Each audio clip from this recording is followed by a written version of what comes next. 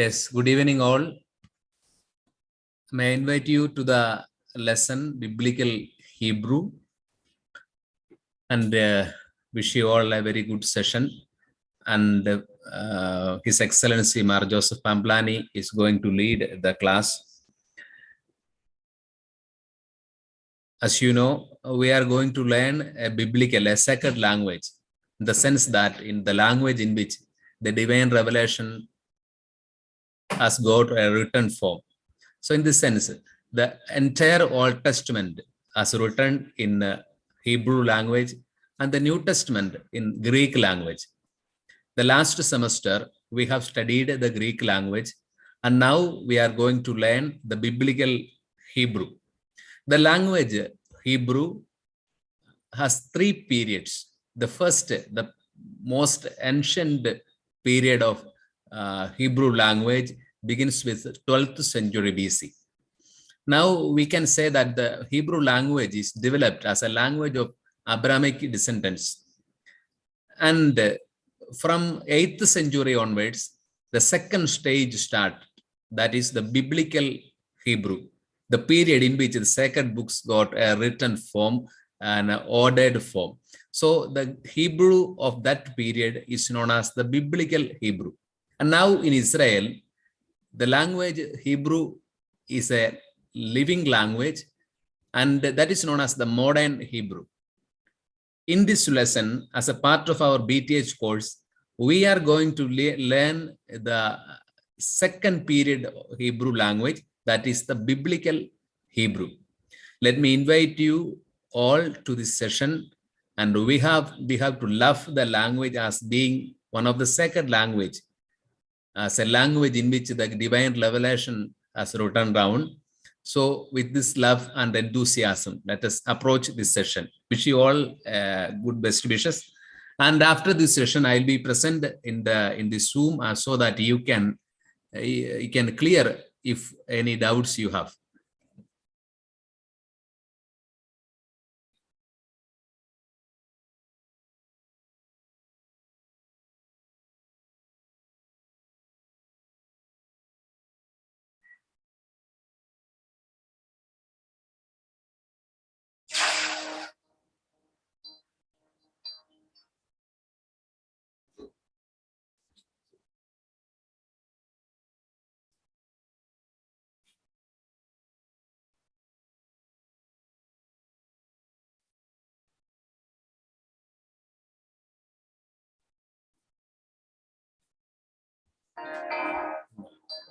No.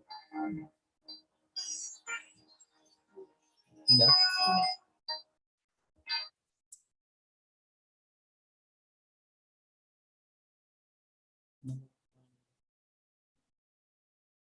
Screen sharing.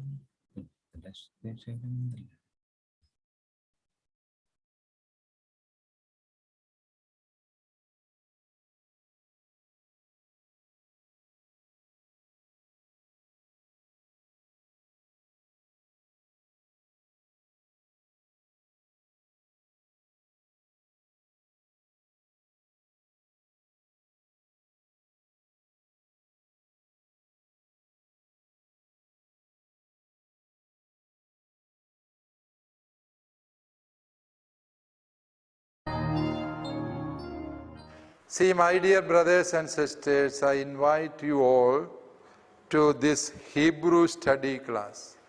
We know that the Old Testament of the entire Bible had been written in Hebrew language. That means this is a language which is one of the most ancient language that is existing in this world. To some extent, we can say the biblical Hebrew is not exactly existing as it had been in the biblical period, that some of these letters are resembling certain figures that are familiar to them in their daily life. For example, Aleph would symbolize the head of a bull. So in that sense, and Bet would symbolize the shape of a house, whereas Dalet would symbolize the shape of a door. In that sense, what all things they had met in their daily life, they have presented them as signs of letters. This is how the ancient languages have emerged in the history. So here you will see a typical example for the ancient antiquity of the languages. We are moving to learn the alphabets, and the very first letter is Aleph. So we must be very cautious in writing the way a particular letter is being written. Aleph. Aleph means the original shape of Aleph was something like this. That means the head of a bull, and slowly they have made the letter like this. Now the present printing form of the letter is this, Aleph.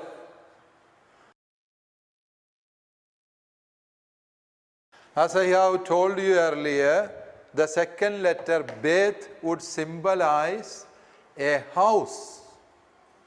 See, this is Bet. It's almost a half square. And while writing Bet, B, this is English A, whereas this is English B. Bet, you can see the bottom line is bit longer than the line above. That is the difference. So you must be very cautious in writing this letter in the rectangular shape itself. If you write a letter like this, then it becomes a different letter called a Kaf. So even the very curves as well as the angles that you make in writing a letter is quite important in Hebrew language. Okay? Beth. So the third letter that we are going to learn now is Gimmel. Gimmel in Hebrew means camel. That means the shape of this letter is like a camel's that had raised its leg. So, Gimmel, see, one line comes here and you go back in the same line to a distance and then you make a support curve. Gimmel. Then you have Dalet. Dalet simply means door. So you will have a door shape, Dalet. Here also, in writing Dalet, you will see the curve or the angle created here is of 90 degree. Instead of writing this, if you write like this, without attending the real angle, then it will become a different letter. This is Resh in Hebrew. So, we must be very cautious. Dalet. The fifth letter is He. And this letter, see, something is to be observed closely. Though it comes something like an incomplete square, see, this line will not touch on the top line. There is a small gap there. If that gap is found missing, then it becomes another letter, Het. So, this gap must certainly be there, and both these two lines must be of same length. See, He. The sixth letter is Vav, and see how it is being written. It is easier to write when compared to other letter. It is something like this.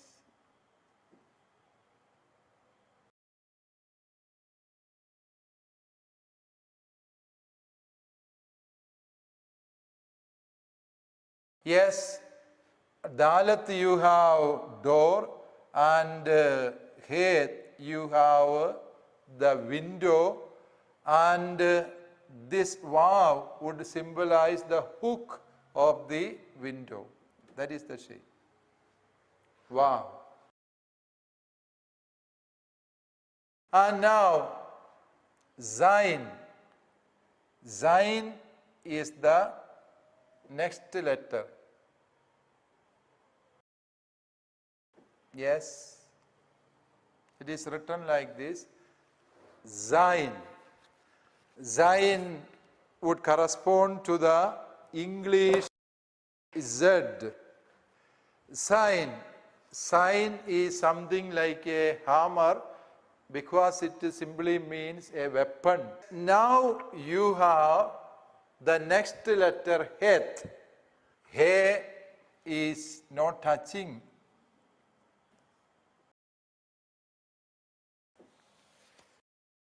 Het is almost identical with He, and the only difference is that there is no gap on this corner, whereas He is having a gap on this corner. It will not touch on the upper line, whereas for Het, it will touch. This is the only difference. So we must be judiciously cautious, otherwise we may be confusing between these two letters. And the meaning of this Het is a fence. Usually they don't have a gate or something in front of the door as we have present days. Rather, they were using 3 poles of wood in order to make a gate, and this gate is symbolized by Het. See, every letter that they have in their language is taken from the ordinary objects with which they are really acquainted. See, the next letter is Tet, and this Tet would simply mean a snake. And this letter is written as if a snake. See how it is being written. Something like the head of a snake, and it is being presented like this.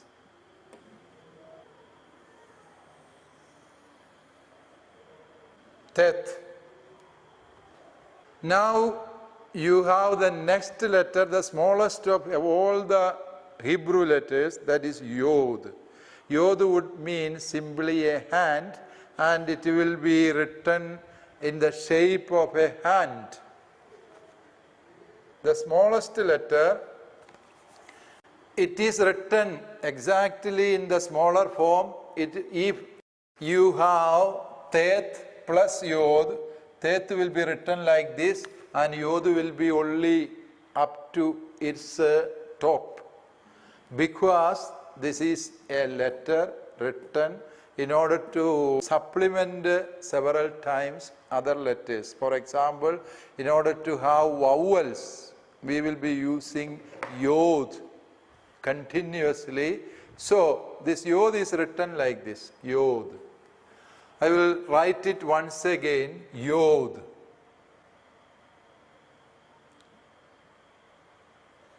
Yod. The next letter is Kaf. Kaf. That would mean a palm. It will be written in the shape of a palm. That is why it is called Kaf. It is written like this, starting from here, coming to this side. Similarly. Kaf. Then you have another letter, Lamat. Lamat is denoting a whip used to torture or beat. So it has the shape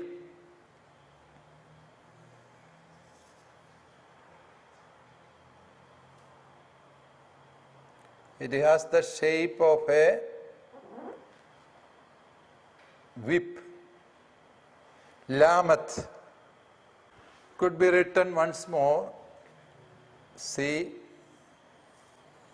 Lamat. The next letter is Mim. Mim would mean water. So it is written in the shape of a water tumbler.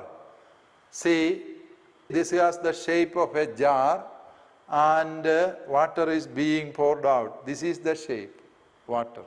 See, it is written starting from here, then you make a shape from here and will end up here. See, there will be a slight curving and then it will come like this and will end up here. Notice that these two lines are not touching each other. Okay, mim. Next letter is nun.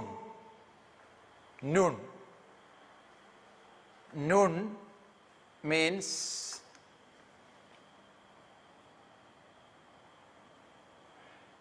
it is written like this. When compared to bet, the second letter, it has got a longer legs, whereas it has got a very smaller one. Nun. Now the next letter is samak. It is something similar to S in English, zamak. See, it begins from here and almost a horizontal line, then it will have a curve like this and will end up here and will have a small ending line there. This is samak. Now we have the next letter, ain. Ain. This is ain. Next letter is pe. See how pe is written?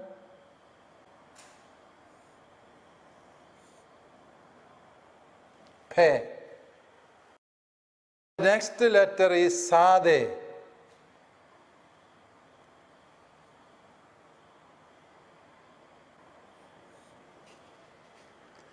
It is a combination of English U plus S, something like that. Zade. The next letter is Kof, and Kof is something similar to English capital P, and you can notice a slight difference between P and Kof. There will be a gap on both sides. Then you have Resh. Resh, as I have told you, it is written something similar to Dalat, whereas Dalat will have a 90-degree curve here, but you will have a different sloped curve. Resh. The next letter is Sin.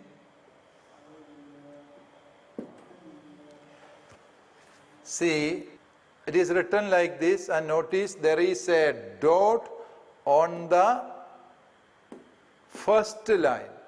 Sin. Sin, if you place the dot somewhere else, it may become another letter. Sin. Then the next letter is quite similar to this letter. Shin.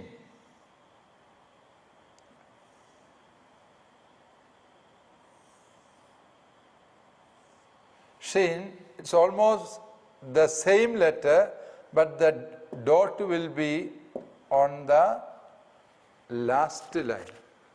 Shin. And we are coming to the close of our alphabets. The last letter is Tav. And how Tav is being written, please note. This letter is almost identical with He, Het. So we must be very cautious. Yes, it is written like this. This is Tav. That means we have already completed learning the alphabets. I hope it was so easy a task. When you compare with other languages, of course, it is a bit difficult because it might be a complete foreign language for some of you at least. So pay sufficient attention to grasp the alphabets. Once you are able to comprehend and write the alphabets, then you have completed almost half of the difficulty of reading and writing, because once you are familiar with alphabets and its vocalizations, then you can read the entire Hebrew read exactly as it is written. It's not so difficult in pronouncing as it is in English or French or in other European languages. Rather, it is being read simply as it is being written. So there are something to be observed more closely in comparison with English language. For example, in English, we will have the same form of letter written even if the letter comes first or at the middle or at the end. But in Hebrew, at least for 5 letters, there are some differences. For example, kaf.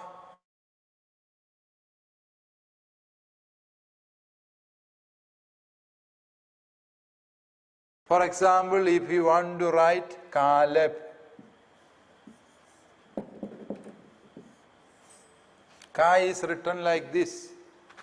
But if you wanted to write Ka at the end of a letter, then you have a different form. Ka will be written like this. It is something like an Arabic letter 7 with a long leg. For example, if you wanted to write a Hebrew word with an ending kaf, Melech simply means king. This is Melech. Don't be upset by seeing several dots. These are part of vocalizations, and these vocalizations will be learned right now. See, the next letter having a different form at the end is Mim, and when it comes at the beginning, it will have the regular shape, and if it comes towards the end of a word, then it will have a square shape. Now you have the next letter where there is difference between the beginning or the middle with the ending letter, that is Nun. See, Nun is written normally like this, but if it comes towards the end of a word, it will be written like this. This is the ending form of Nun. Then you have the next letter P. This is how P is normally written, but if it comes towards the end, then P is written like this. What you can notice, almost common to every ending letter, its leg will be longer. So you have the final letter which has got an ending form differently is Zade. Zade is written normally like this, whereas if it comes towards the end of a word, then it will take the shape of this long-legged letter. See, now you have written and studied all the various forms of the alphabets. And when you go through the letters, you will see certain letters are written with dots and without dots inside of the letter. See, my dear students, we have already studied the alphabets, and we are continuing with the vowels. Unlike the English letters, there are no specific vowels in Hebrew. Rather, instead of using special vowel letters, it is using vocalizations. That means specific signs are attached to each letter in order to get the vocalization or the vowel sound. For example, Ka. This is Ka. When you put a small hyphen-like sign here, under the letter, a hyphen-like sign beneath the letter, then it becomes ka.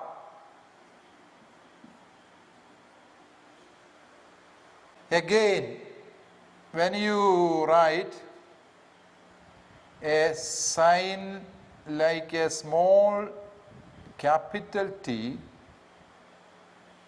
this sign is called kamas, this is called patta. You forget the name of those signs, rather you study only the sign that is to be attached to every letter in order to get it vocalized. This is ka. This is to some extent the short form ka. Now you have ka.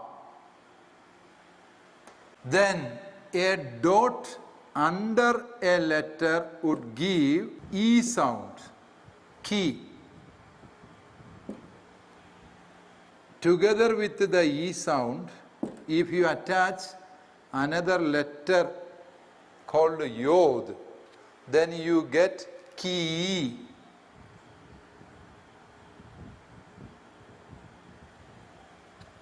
See, ki and ki is differentiated by the addition of one letter yod. K. You have to add 3 dots beneath the letter. You have to add 3 dots under the letter. So that becomes K. If you wanted to have a longer K, then add 2 dots beneath the letter. That is K. Then Ko.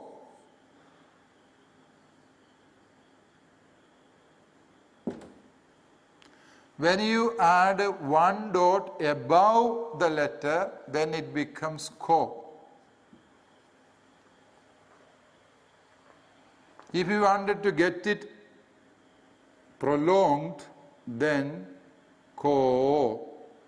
A vowel above the letter, Ko.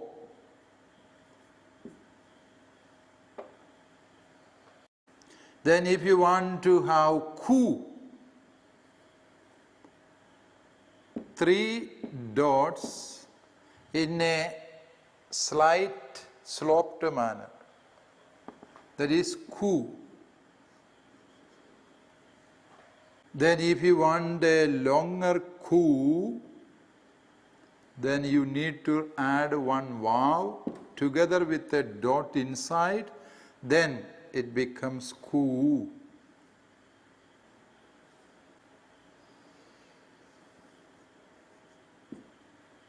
Ku. So that means once you have studied the letter as well as the vocalizations proper to every letter, then that means you have been made yourself able to read and write the entire Hebrew text. That means it is so easy, we don't have so many complications for the vocalizations, rather study only these sort of signs attached to every letter, and as a result you will become able to read and write the entire Hebrew literature. Unlike the English language or in other European languages like French, Hebrew is read exactly in the same manner as it is written. Yes, dear students, once we have learned the alphabets as well as the vocalization, then it is easier for us to read and write the Hebrew text. For that, we need to practice the way certain words in Hebrew are written. For example, our most famous word, Yeshu, Jesus. How Jesus is written in Hebrew, it is not exactly the term Jesus, rather Hebrew has got its own way of pronouncing certain nouns. And Yeshua, yeah, with the yod, then with the 2 dots, you know, it is a, ye. Shu with the shin, and again with wow, a dot inside. That means oo. Then letter Ain, Yeshua. So if you want to transliterate this word into English, then it must be written like this, Yeshua. Yeshua. This is the way Hebrew is written. If the name in itself is Hebrew, there won't be any alteration. For example, David. David. Dalat with commas, that is da. Wow. With a dot beneath, that is e. Then again Dalat. David. The King David.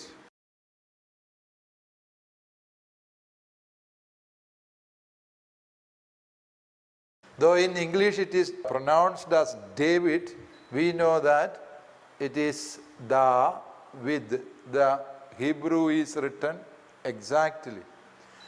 Then another word that we are going to say or write is son, and its Hebrew is ben. Another noun that we are going to write is son in English. That means ben, bet, a, ending nun, ben. And another noun, so this would be transliterated as ben. Then another noun, me, le,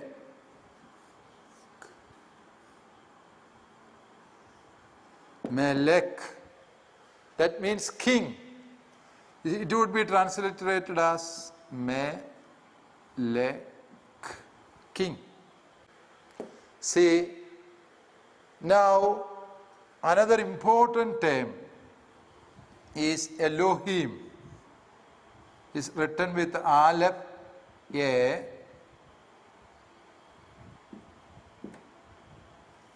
Lamet, Lo, He, Im, ending Mim. So, Elohim.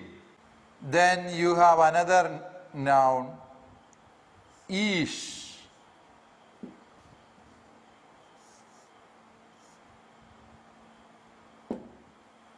Ish. So, there are several vocabulary given within your textbook. You can go through and try your vocabulary. See, there is another important principle in Hebrew. If two nouns are written together, then the auxiliary verb is simply presupposed. That means, if you write Yeshua ben, then it would simply mean Jesus is son. There is no auxiliary verb here in order to signify that it is. Rather, it is simply presupposed. Yeshua ben means Jesus is son.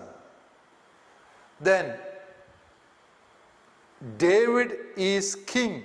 If you wanted to say that, David Melech. So you just have to write these two nouns together. David Melech. Jesus is a man, if you want to say. Yeshua Ish. That's enough. Jesus is a man. And if you want to say Jesus is God, then you have to write Yeshua Elohim. See, Hebrew is so easy. That means you don't have to be complicated with the usage of the auxiliary verbs. Fine. And we are moving towards the end of the first level Hebrew course. That means you can enhance your proficiency in Hebrew vocabulary by going through pages 64 and 65, and thereafter you may turn your textbook into page 78. There you will see something very peculiar.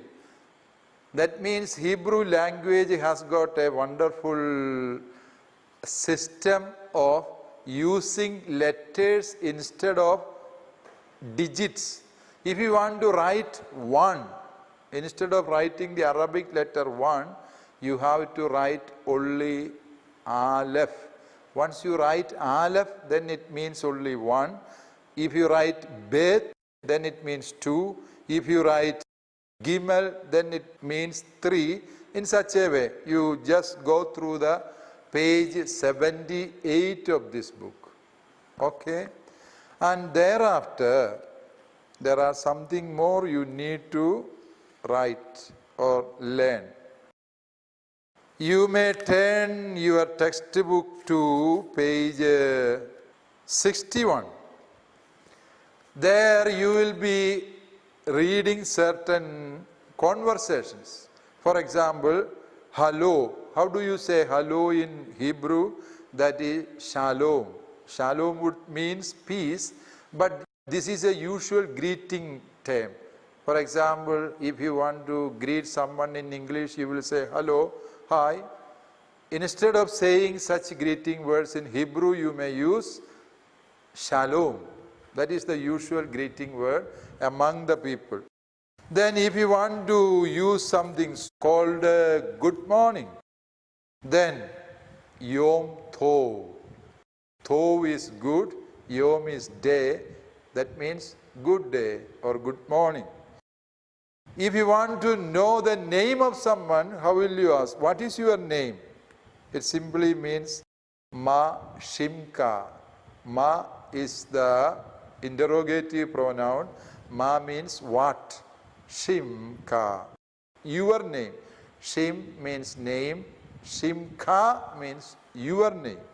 So in such a way, there are some usual conversation techniques here. Please go through them.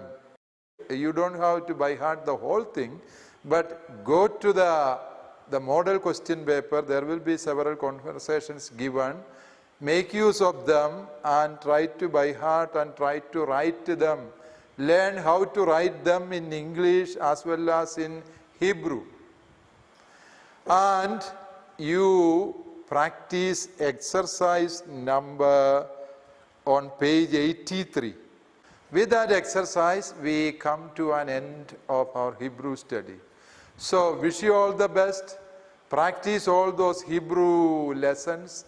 Then, such a way you can improve your proficiency in biblical Hebrew.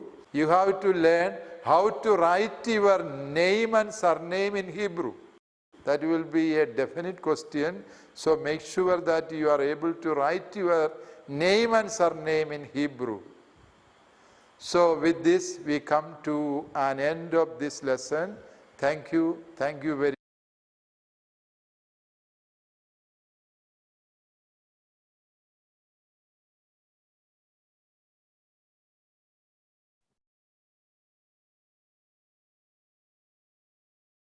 Yes, good evening all. Now you have a time to ask the questions, if any, or any clarifications. I think the class of His Excellency was crystal clear, and even though you have any doubt, you can clear right now.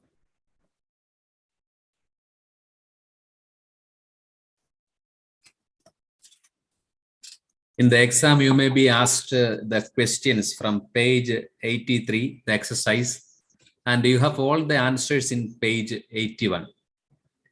Apart from this, you will have the questions from the part of Hebrew alphabets and vowels.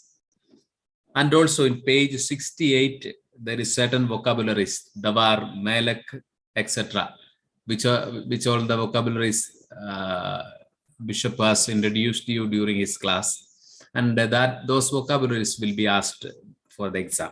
So the alphabet, the vowels, and a certain vocabulary in page number 68, and the exercise in page number 83.